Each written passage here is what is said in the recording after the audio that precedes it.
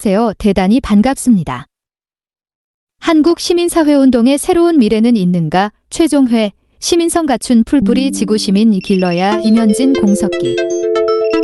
개인의 시대에서 시민성 갖기 어려워 공론장 참여가 해법. 살아있는 실험실 가미야마 지역재생 프로젝트는 좋은 모델. 2022 가미야마 예술가 레지던스 프로그램을 마친 참석자들의 모습. 이곳 출신인 오미나미 신야 전 그린밸리 대표는 1999년부터 이 프로그램을 시작해 일본의 전형적인 농촌 소도시였던 가미야마를 활기가 넘치는 도시로 바꿨다. 지금까지 한국 시민사회운동 쇠락 현상의 원인을 크게 운동성의 상실과 MZ세대의 외면을 중심으로 진단했다. 이어 처방으로 보조금 딜레마를 벗어날 수 있는 선순환적 자원동원 메커니즘을 새롭게 만드는 것, 그리고 디지털 플랫폼으로 모든 것이 수렴하는 정보체제, 인포메이션리즘라는 새로운 환경에서 어떻게 아래로부터 감시하고 대응할 것인가를 도전과제로 제시했다. 이제 어떻게 시민성을 갖춘 풀뿌리 지구시민을 한국 시민사회 생태계에서 길러낼지를 제안하는 것으로 이번 기획 시리즈를 마치려고 한다. 시민의 시대는 저물었고 개인의 시대가 왔다. 모든 것을 개인 스스로 해결하려고 한다. 그러니 자신의 지식, 경제력, 자원동원 능력만을 바라보게 된다. 저자들이 몇 년 전 집필한 책 제목은 주민과 시민 사이였다. 이 책을 통해 일정 경계 안에 머물면서 주민으로 사는 것에 만족하며 그 경계, 지리적, 긴식적, 활동적 측면 안에 안주하려는 것을 넘어서야 한다고 주장했다. 그런데 근래에 그 주민과 시민 사이가 점점 더 벌어지고 있는 것을 목격하게 된다. 현실은 인권사회 아닌 생존을 위한 이익사회. 일본 가미야마 지역재생 프로젝트는 미국 스탠퍼드 대학 출신의 오미나미 신야 전 그린밸리 대표의 애향심에서 출발했다. 사진 슬퍼인 카미야마 홈페이지 캡처. 이보다 더 심각한 사실은 주민과 개인 사이가 새롭게 나타나고 있다는 것이다. 이웃 사는 주민은 물론 심지어 가족 간의 사이도 점점 더 멀어지고 있다. 초국적화된 자본주의 경제체제의 경쟁 속에서 이제 개인 스스로 살아남아야 한다는 사실이 개인을 압박하고 있다. 디지털 혁명과 인터넷의 발전으로 개인은 국경을 넘어 자유롭게 연결할 수 있게 됐지만 그 연결은 개인 간의 영혼 없는 연결이며 호혜와 협력의 연결망이 아닌 디지털 플랫폼 위에서 정보를 서로 퍼나르는 소비자에 불과하다. 정보의 홍수 속에서 어떤 것이 옳고 그른가를 개인 스스로 판단하지만 그것은 보이지 않는 알고리즘 지배 속에서 개별화된 정보를 통해 내리는 판단과 선택에 불과하다. 개인은 이런 심각성을 깨닫지 못한다. 오늘날 한국 사회의 최대 화두는 인구 절벽이다. 합계 출산율 0.78로 세계에서 가장 낮은 초저 출산율을 보이는 한국 사회의 미래는 없다고 정부나 미디어에서 경고성 공익 광고를 쏟아내고 있다. 최근에 한 여론조사를 통해 결혼을 기피하는 혹은 결혼해서도 아이를 낳는 것을 포기하는 가장 큰 이유는 자신의 경력 개발과 사회적 성취에 아이가 걸림돌이 되기 때문이라고 응답했다. 그들을 단순히 이기적인 세대라고 비판할 수 없다. 왜냐하면 그들도 아이를 낳으면 자신의 소득 40%를 양육과 교육에 투자할 것이라고 답하기 때문이다. 왜 젊은 세대는 중산층만이 결혼하고 출산할 수 있다고 생각할까? 시민성을 갖춘 시민은 사라지고 완전히 개인으로 돌봄과 교육의 문제를 마주하고 있기 때문이다. 결혼을 기피하는 젊은 여성을 자신밖에 모른다고 비난할 수 없다. 그들이 아이를 싫어해서 결혼 출산을 포기하는 것이 아니기 때문이다. 아이를 제대로 기르고 책임질 자신감이 부족하고 불안하기 때문에 포기하겠다는 것이다. 그렇다면 아이를 제대로 기르고 책임진다는 것의 기준을 어디에 맞춰야 하는가? 왜 한국 시민사회는 이 부분에 대해 의문을 제기하지 않는 것인가? 누가 최소한의 교육 기준을 만들었는가?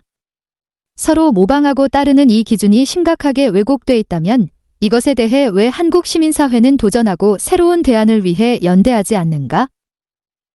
개인의 시대에서는 이러한 도전과 저항이 불가능하다.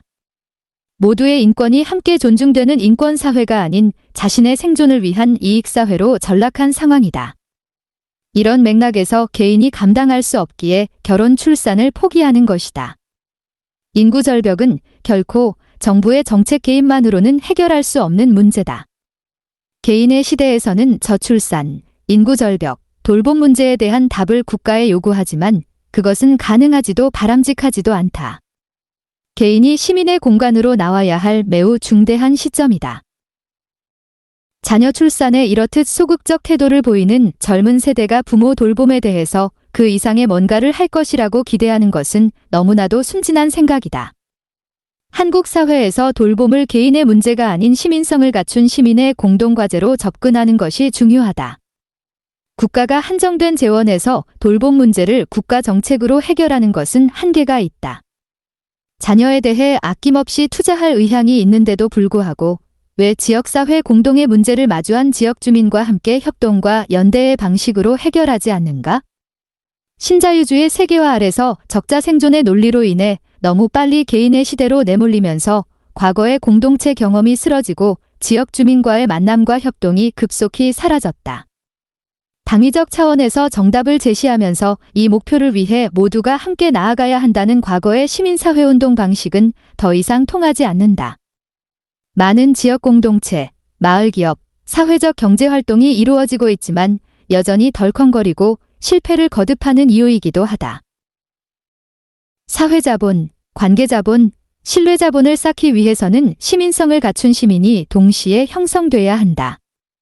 한국 시민사회 생태계는 이런 사람에 대한 관심보다는 사업 성과에만 관심을 가졌다. 거버넌스 사업도 당위적으로만 추진됐다.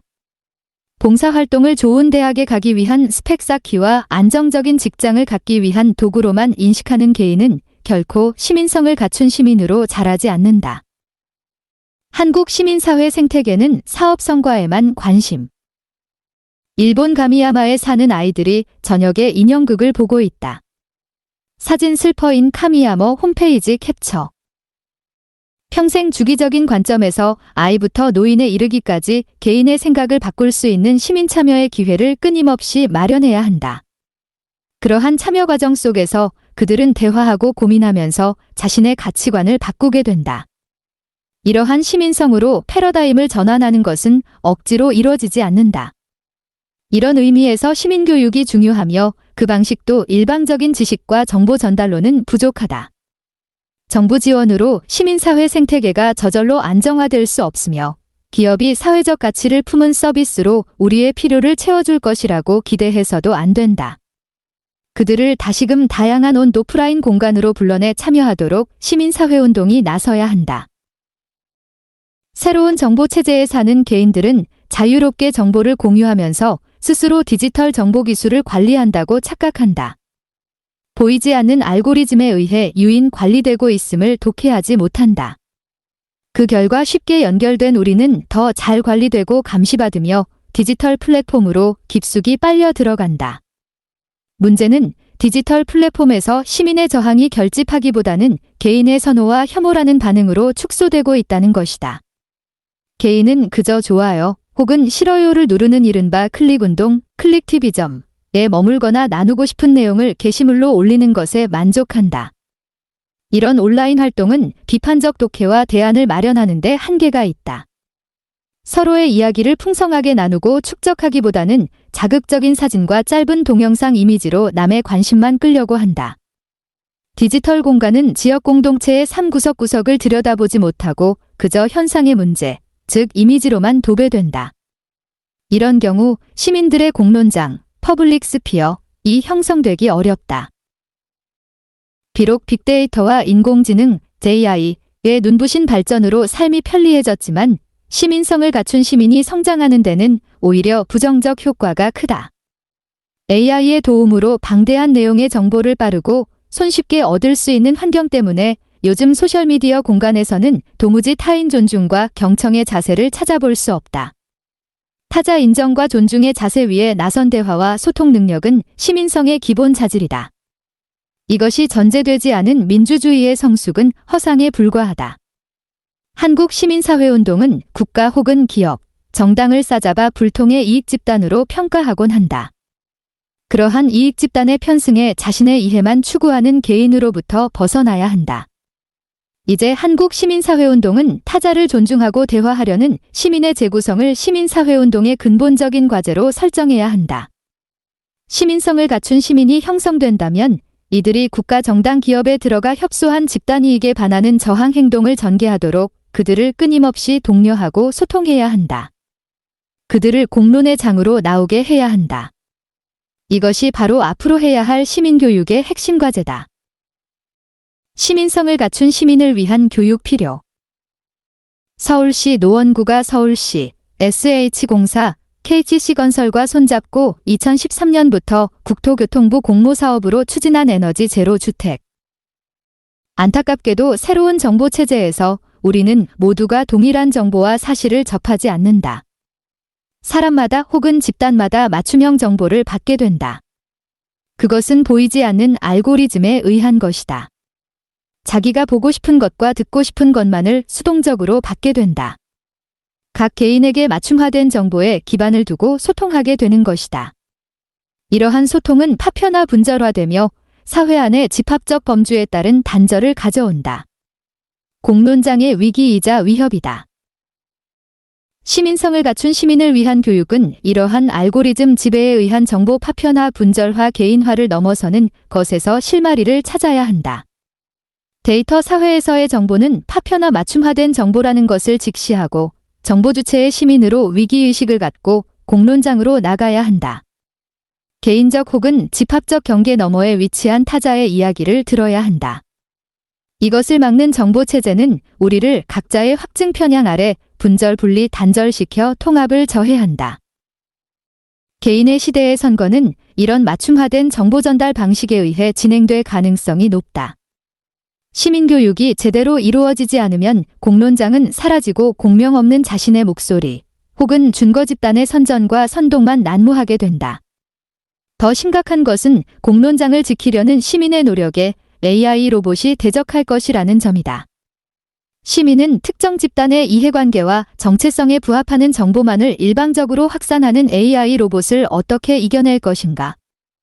이런 일이 벌어지지 않도록 공론장에서 타자의 이야기를 들어주는 시민교육이 평생 주기적 차원에서 이루어져야 한다. 이것은 정보체제에서 AI 로봇에게 지배당하지 않기 위한 시민사회 저항운동의 첫 출발이 될 것이다. 에너지 전환에 이은 탄소 중립의 선도적 사업으로 잘 알려진 노원구 에너지 제로 주택을 오랜만에 찾았다. 이 사업은 자치단체가 에너지 자립과 전환이라는 화두에 선도적으로 대응한 유의미한 실험이라는 평가를 받을 만하다. 많은 지자체와 건설사, 그리고 공기업이 에너지 제로 주택 실험을 배워 벤치마킹하는 일이 꾸준히 진행되고 있다.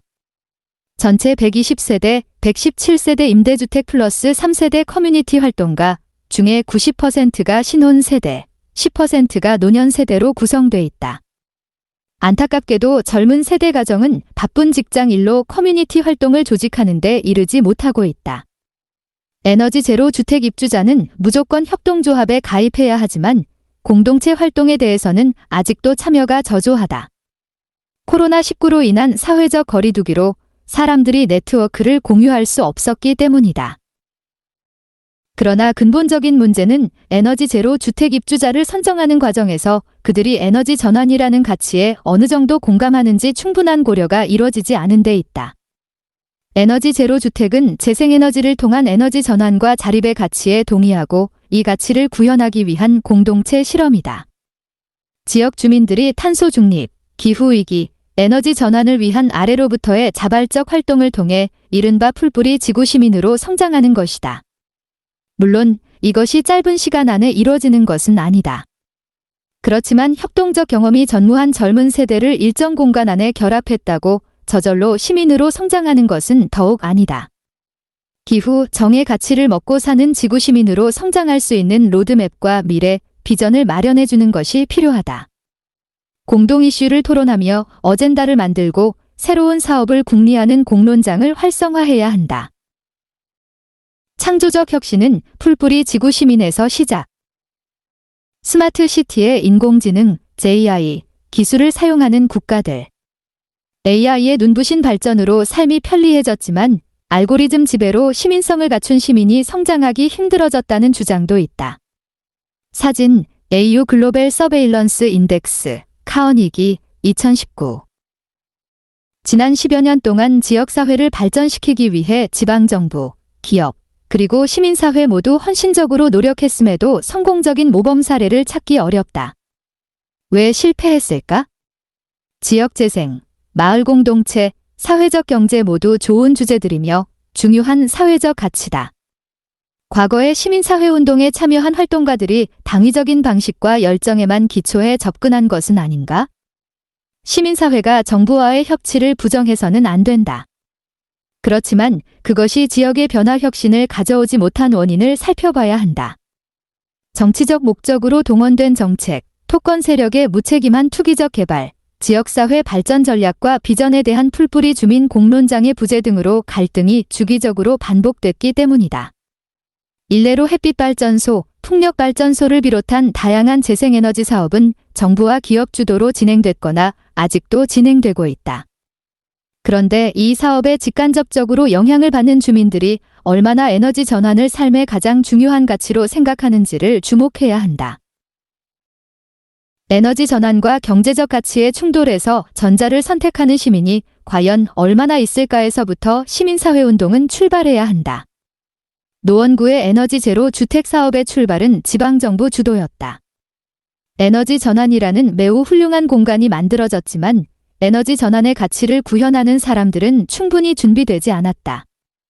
앞으로 에너지 전환을 위한 사업에 참여하는 풀뿌리 지역 주민 중에서 기후, 정의를 위한 가치와 삶의 방식 변화가 보인다는 평가가 넘쳐나야 한다. 이러한 풀뿌리 시민 참여가 시민교육의 살아있는 실험실, 리빙랩이 되는 것이다.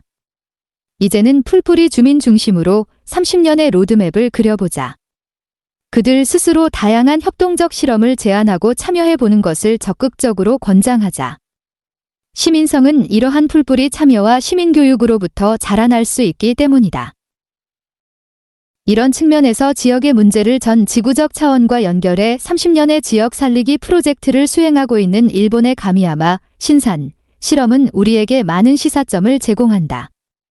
일본 도쿄 하네다 공항에서 1시간 비행 후 1시간의 버스 이동으로 도착하는 전형적인 일본 농촌 지역 소도시인 가미야마 지역은 성공적인 마을 재생 프로젝트로 한국에도 많이 소개됐다. 그리고 지금 이곳에서는 새로운 도전을 시작했다.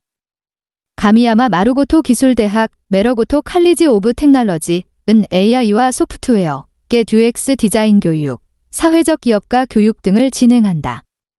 기술과 디자인, 사회적 기업이 합쳐진 지역 특화대학 교육과정인 셈이다. 200명 학생, 5단계 그룹별 40명, 21명 교수진, 50명의 외부 전문가 강사진을 구축했다. 무엇보다 흥미로운 것은 가미야마 타운 자체가 캠퍼스로 활용된다는 점이다. 지역 주민, 정부, 기업이 풀뿌리와 전 지구적 연계로 어떻게 미래지향적인 정책 대안을 만들어갈지 흥미진진한 실험이다. 한 사람의 애향심이 지역을 바꿨다. 코로나19로 인한 사회적 거리두기는 사람들 사이의 네트워크 공유를 어렵게 만들었다. 사실 가미야마 지역재생 프로젝트는 이곳 출신인 오미나미 시냐, 대남 시냐, 전 그린밸리 대표의 애향심에서 출발했다. 미국 스탠퍼드 대학 출신으로 1992년에 가미야마 국제교류협회를 만들어 1999년부터 가미야마 예술가 레지던스 프로젝트를 시작했다. 이것이 2004년에 민간 비영리 단체 젠피오 그린밸리로 전환했다. 일본의 농촌 지역을 아름답게 가꾸기 위해서는 결국 사람들을 통해 지역을 창의적으로 발전시켜야 한다는 목표를 세웠다. 그는 창의적 인구 감소, 크리에이티브 디파퓰레이션 개념으로 지속 가능한 지역을 만들고자 노력했다. 창의적 인구 감소는 인구 감소 경향을 막을 수 없다는 점을 인정하면서 대신 적은 인구의 삶의 질을 높이는 데 초점을 맞추는 것이다. 이를 위해 젊은 청년을 지역으로 초대하고 다양한 형태의 일, 농촌 지역에서 예상할 수 없는 직업, 상점 등을 할 기회와 공간을 제공했다. 청년들이 이곳에 와서 도시보다 더 풍성한 삶의 질을 영위할 수 있다면 결코 지방을 거부하지 않을 것이기 때문이다. 이를 위해 풀뿌리 지역과의 관계성을 높이기 위한 전략으로 사회적 기업 가미야마 연결 주식회사를 만들었다. 이것이 하나의 플랫폼으로서 다양한 글로벌 지향 기업을 지역으로 연결해 주었고 17개 기업이 참여했다. 특히 우리는 풀뿌리 주민들의 협력과 동의 과정에 주목할 필요가 있다. 1950년에 2만 1000여 명의 인구가 2060년에는 1100명, 즉 약 5% 수준으로 감소할 것이라는 발표에 풀뿌리 주민은 절체절명의 상황임을 인식하게 됐다. 창조적 인구를 유인하기 위해 주민이 선택한 개방성, 톨레랑스, 탈러런스 관용, 수평적 열린 체계는 매우 중요한 가치 전환이었다. 이것을 추동한 것이 바로 지역 출신 애향심을 가진 NGO 활동가였다. 이 단체는 주민과 함께 현실을 공유하고 그들의 미래를 함께 걱정하며 더불어 살기 위한 대안을 마련하기 위해 협력하기로 한 것이다. 아마도 그린밸리 NPO가 가미야마 지역 주민에게 전 지구적 대안을 제시하지 않았다면 풀뿌리 주민들의 관심을 이끌지 못했을 것이다. 그들은 이 제30년의 경험을 축적했다. 지속가능한 미래를 꿈꾸기 위해서는 아이들을 위한 미래 교육과 일자리 창출이 새로운 도전 과제였다. 이를 위해 준비한 것이 지역대학 설립이고 그 첫 실험으로 2023년 4월에 시작된 마루고토 기술대학은 가미야마 지역 재생의 새로운 살아있는 실험실이 될 것이다.